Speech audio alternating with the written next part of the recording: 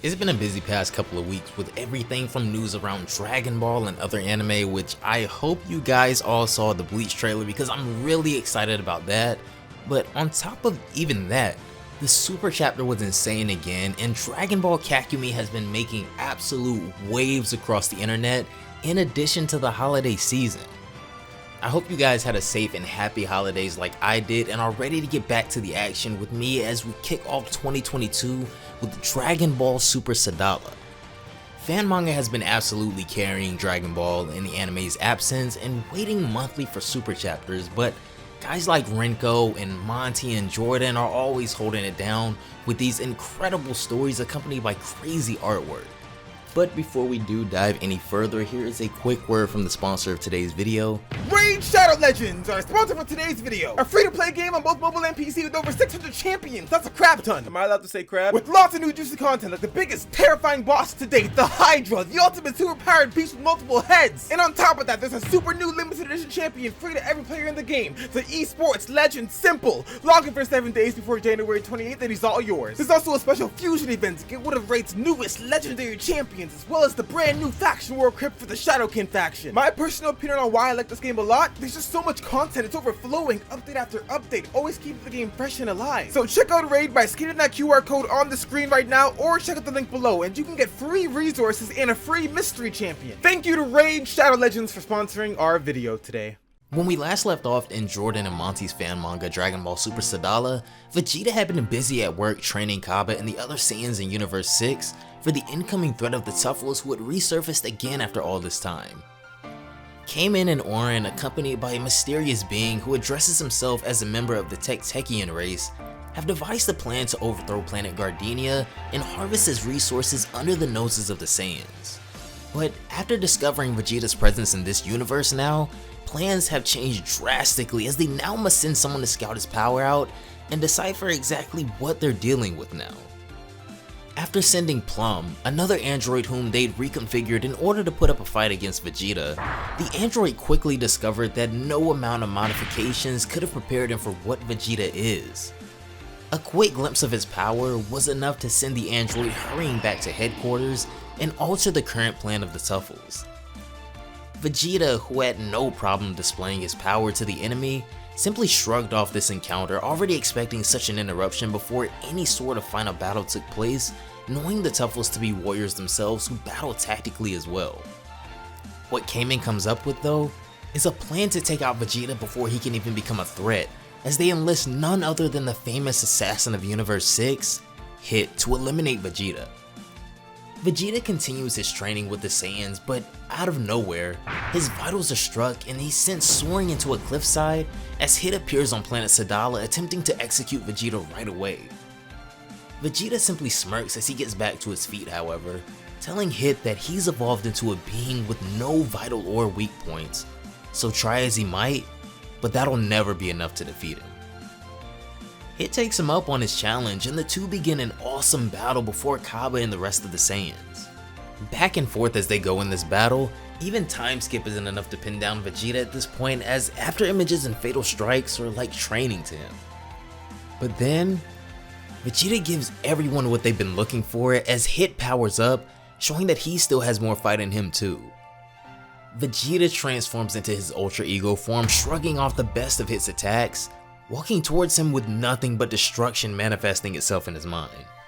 As Vegeta shows Hit a level of brutality new to the Saiyans of this universe, he takes it to an entirely other level as he sends Hit soaring miles into the sky, and then Vegeta manifests an aura in the shape of a giant great ape around him with this destructive power. However, whether it be Vegeta's pride or Hit's efficiency, Hit is able to dislodge Vegeta from this giant aura shielding him and sends him crashing back down into the battlefield below. Now back on an even playing field, the two prepare for the final battle, but the entire time they were fighting, someone was watching, waiting for an opportunity. The moment Hit lets his guard down, a sentient piece of a Tuffle that turns out to actually be Plum returning once again, appears and overtakes Hit's body in the blink of an eye, with Vegeta having used a large portion of his power already, but Cabba still has much to prove to him. Before we do continue with the video, I want to give a personal shout out to both Jordan and Monty for Dragon Ball Super Sadala, Dragon Ball Infinity, and everything else those guys do because they do an awesome job at it all. Dragon Ball Super Sadala and Broly vs Jiren, as you all know, are two of the biggest fan manga we've covered on the channel, and that's thanks to these guys. So if you want to check out these two projects for yourselves, the link to their Twitter will be down below in the description box, so be sure to go give them a follow. That would mean a ton to me, guys. If you haven't already, be sure to have those notifications turned on to never miss an upload as soon as they go live. And if you have been enjoying the content recently, consider leaving a like on this video as well. It really helps out a ton. Be sure to follow on both Twitch and Twitter to stay up with me and all Dragon Ball and anime related content. But without further ado,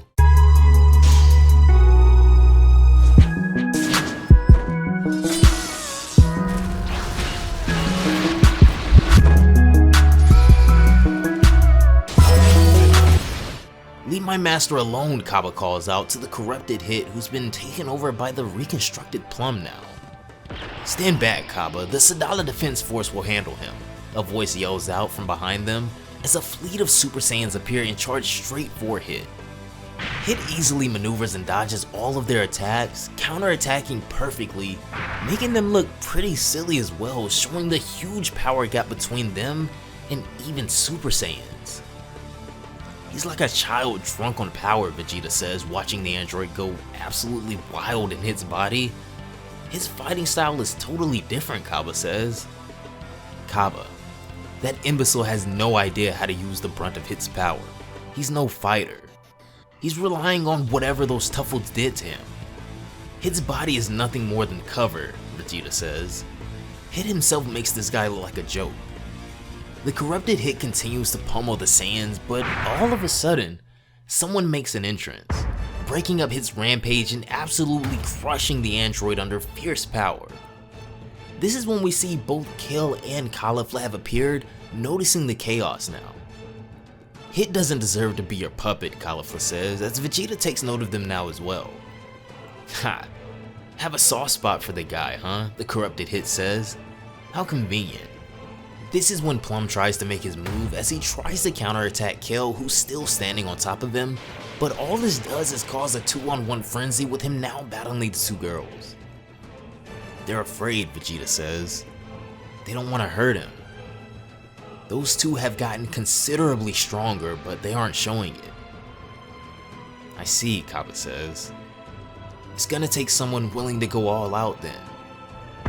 Cabba begins powering up, and surprisingly, he takes on his brand new Super Saiyan God form, already showing great mastery over this power, and takes off into the middle of the fight.